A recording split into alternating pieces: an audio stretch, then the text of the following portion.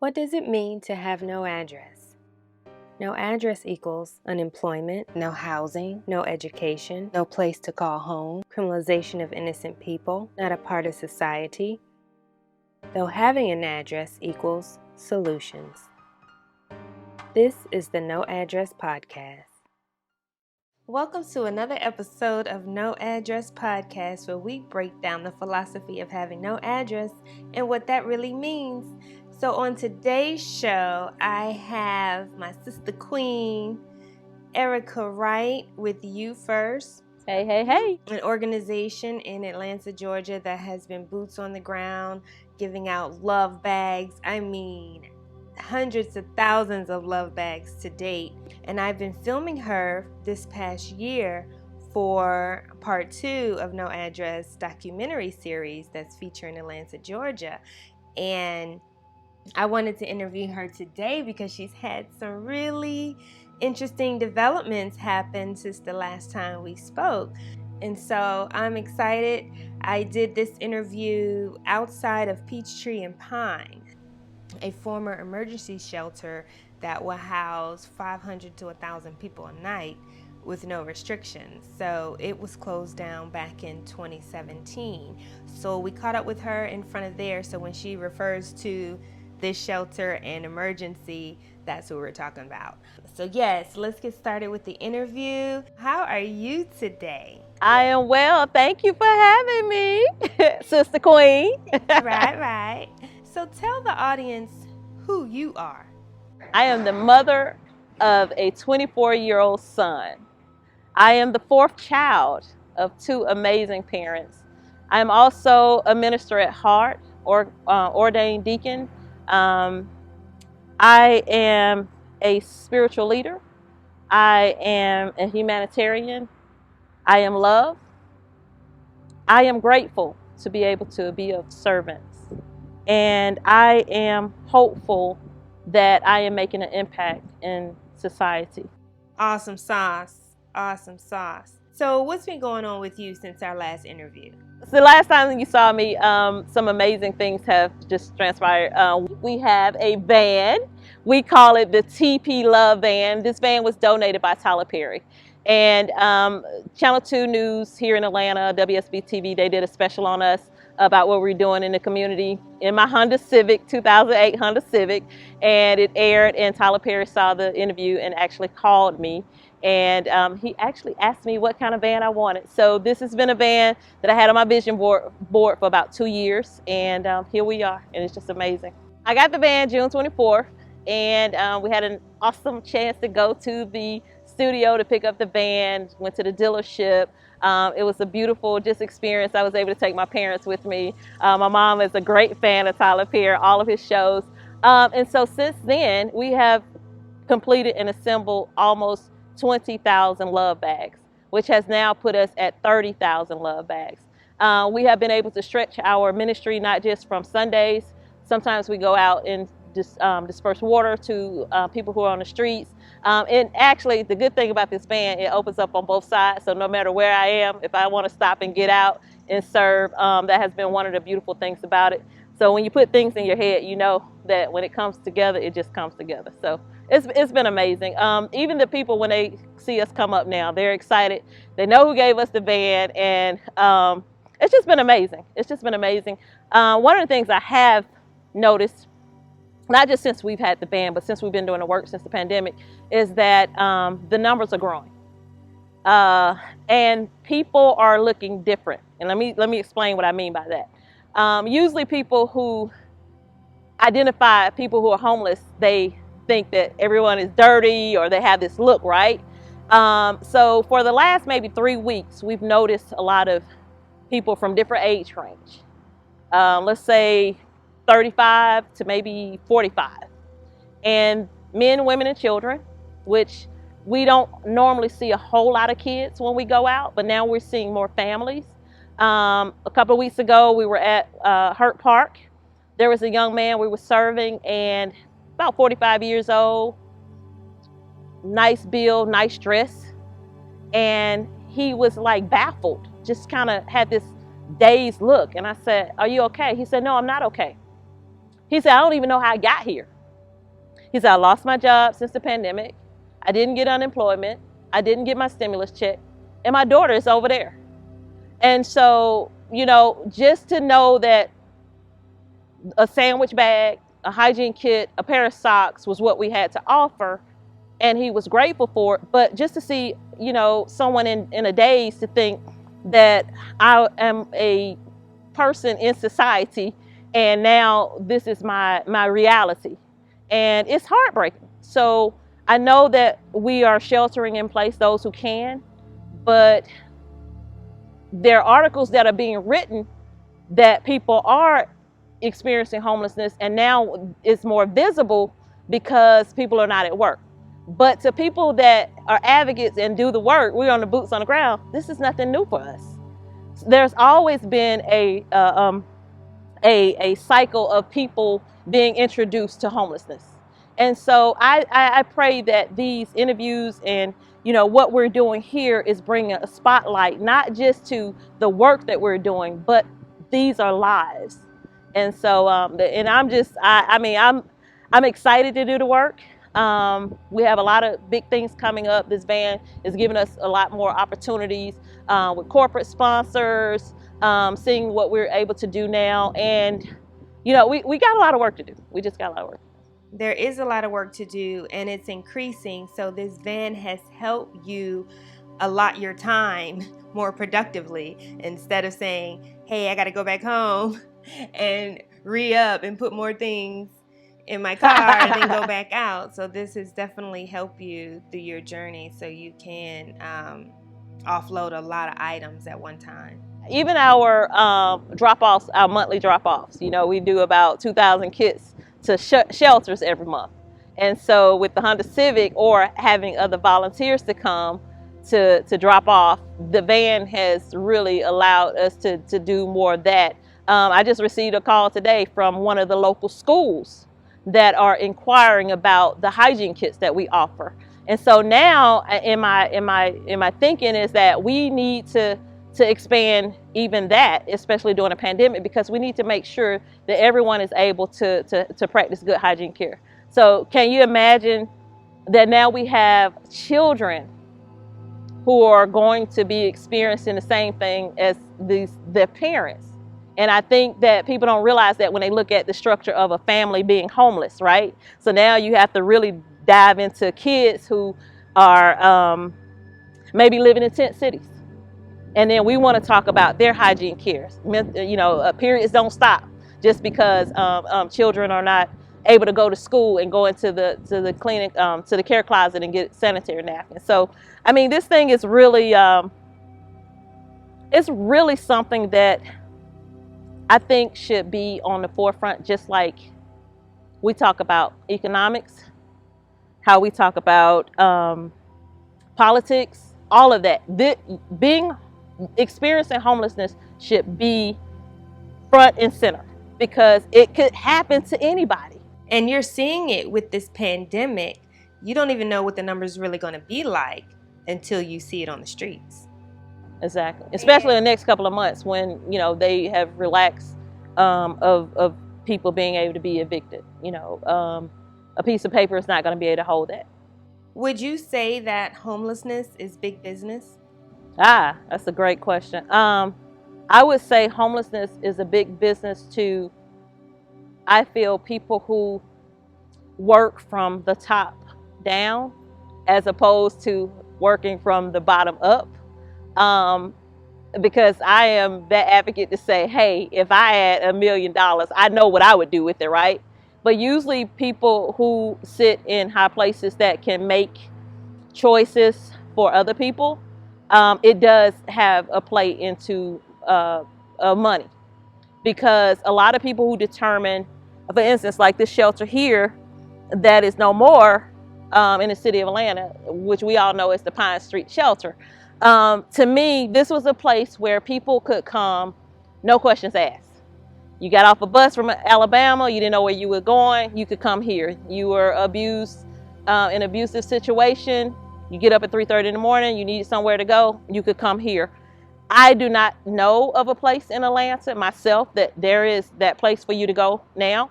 And this is what's missing.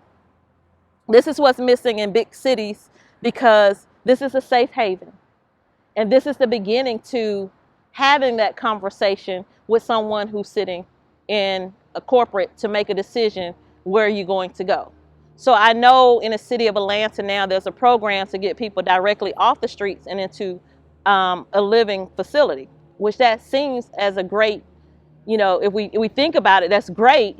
But being realistic, there are a lot of loopholes, there are a lot of channels that you have to go through from here to a place to live. And I myself know, because without the proper wraparound services, or if you haven't come from good having therapy, especially if you have mental illness, that gap is going to shrink, and you're going to end up back either in a place like this, or you're going to end up back on the streets.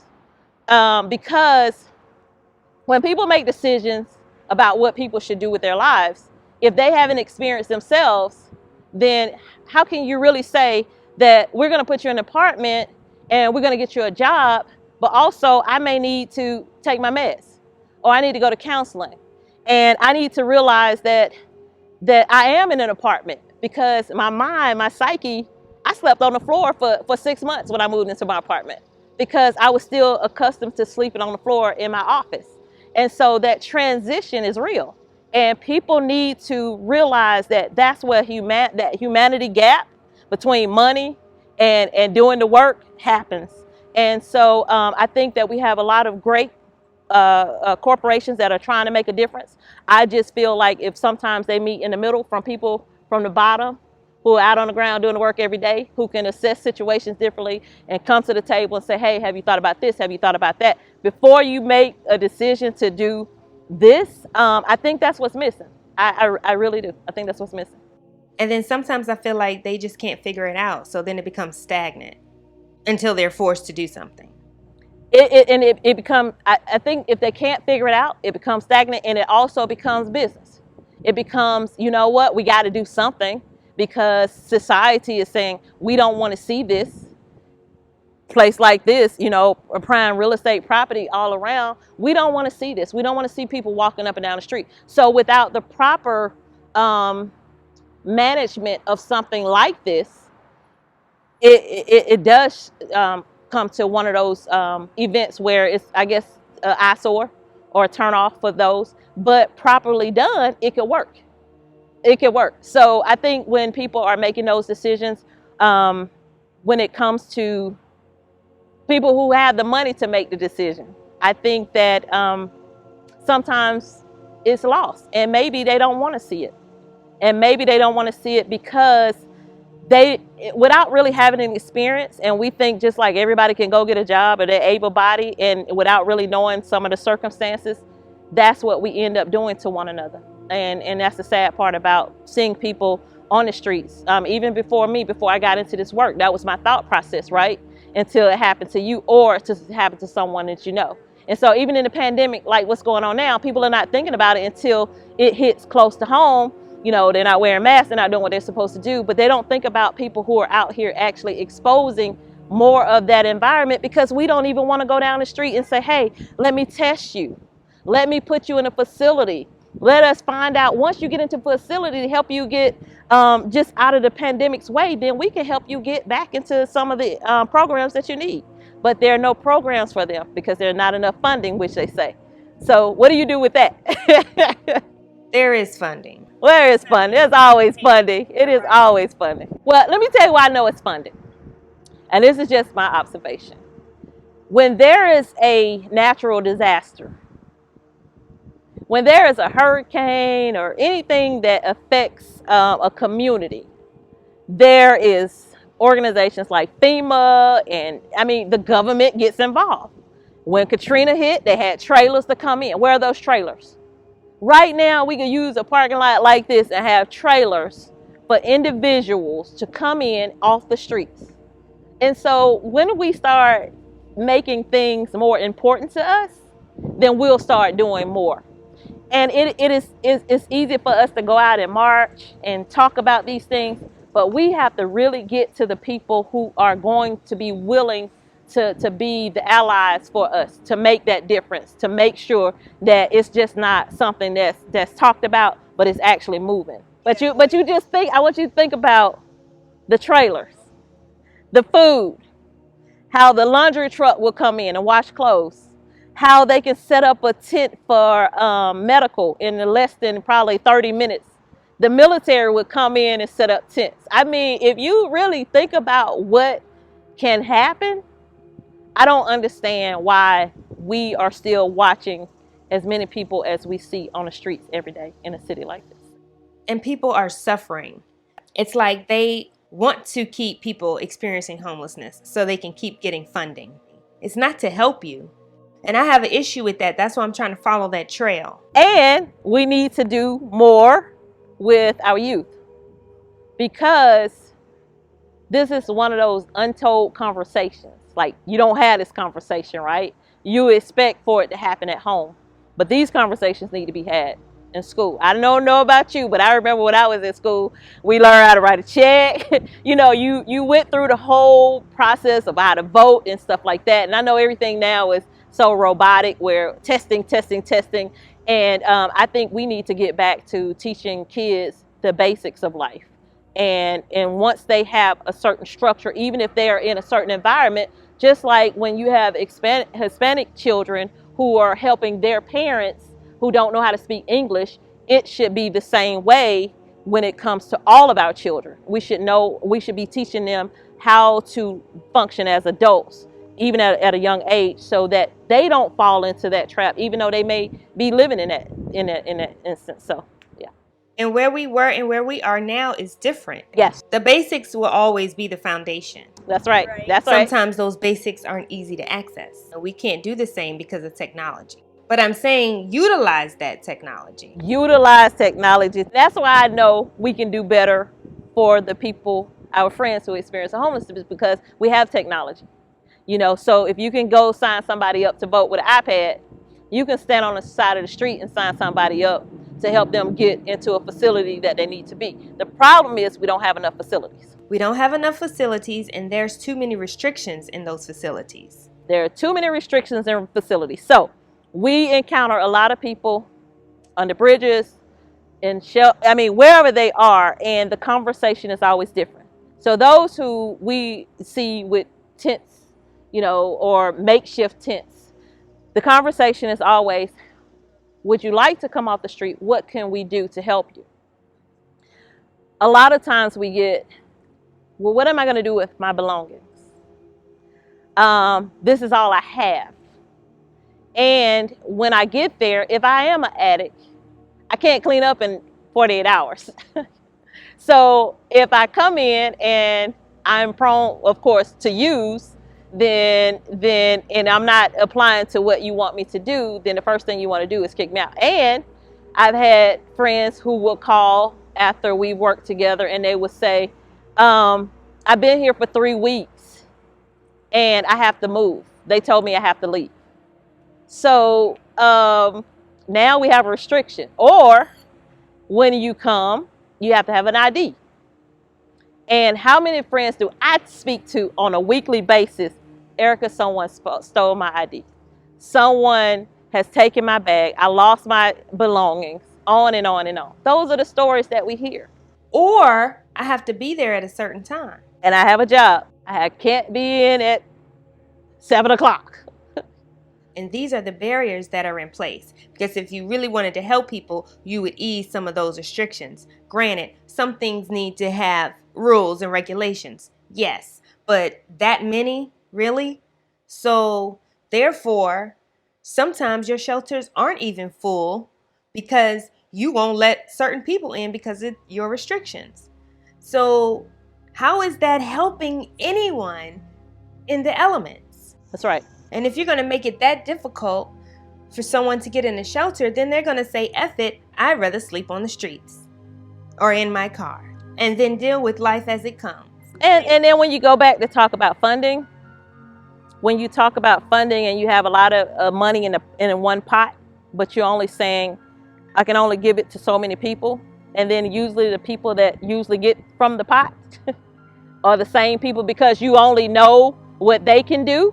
but you're not really willing to, let me go watch and see what You First is doing. Let me go see what another organization is doing. Let me see how I maybe can bridge them together so that they can feed off of this pot to do the same work. Because this is the thing, if you feed 100 people and I feed 100 people, that's 200 people that ate today.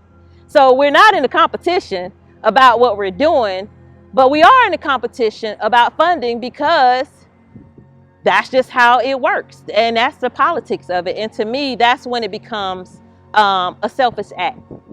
Because at the end of the day, if you are at home and you had 3 good meals today, and I see a guy on the street, and no matter what his situation is, no matter what his story was, but at the end of the day, he's hungry. Like, to me, it's just inhumane to treat people that way. And so I think we need to even do a better job of that. I would love to see food trucks driving around here every day, making sure people have something to eat. So if we're not going to even get them off the street, can we give them the basic necessities of life? And right now, during the pandemic, a lot of these resources are limited. So why wouldn't they collaborate with you, because you're boots on the ground, to say, hey, we can utilize some of your services to reach the people? I know they heard of you. They've heard of us. I've reached out, and I've gotten to the place where I don't reach back. I am in a place where now I'm going to do the work. Whenever we out of resources, I'm going to do it. If I don't have it, I can't do what I don't have. But I trust in a higher power. So for me, it is get up in the morning, God, what do you want me to do? And use the resources that I have, and continue to make those phone calls, to continue to say, hey, this is what we're doing. You know, to me, for an organization like You First to sit here and say, in 1 year, we've done 30 or 40,000 hygiene kits, you know, without any big funding coming in, that's a testament to what we can do with funding. And the other part of that is, people would like to say, well, 10,000 kits, oh, that's a lot. The sad part about when we do numbers like that, is that's how many people we're touching. And we're not even touching the surface, because right now I know Gateway is open every day for people to come and shower. So if I drop 300 bags off to them in a week or in a month, that's not even touching what they do a day. So we have so much work to do. Even now, the winter months are coming up, okay? We don't have a shelter like this where people could just come, so we have to depend on the warming centers opening up. They don't always open up, so when they don't, what happens to people? People can die.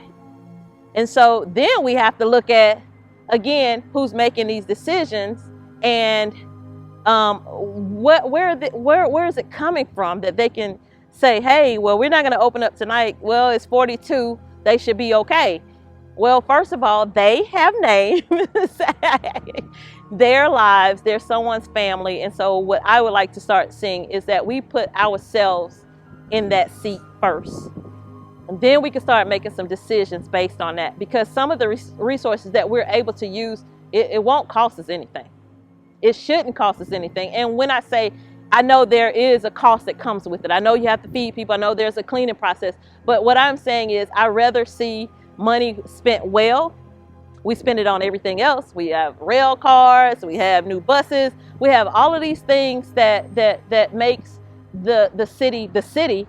I think if we can do a better job at making sure everyone in the city is included.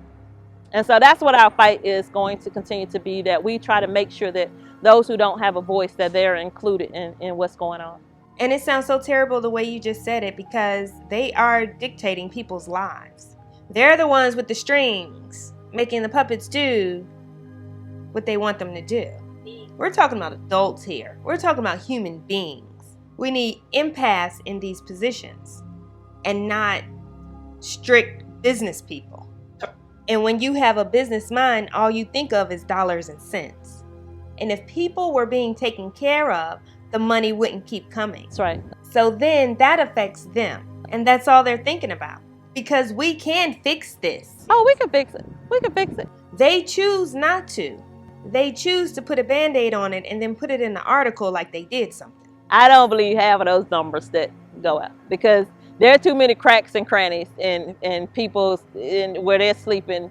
And one of the things I can say, what I love what the homeless are doing, they are moving so far back up under the underpass You're not going back there to move them. So they're like, put your fence up, put your barricades up, and we're just going to go deeper and deeper somewhere else. But at the end of the day, you know what? I'm not even mad about it, because when you need to lay your head down somewhere, you need to be safe.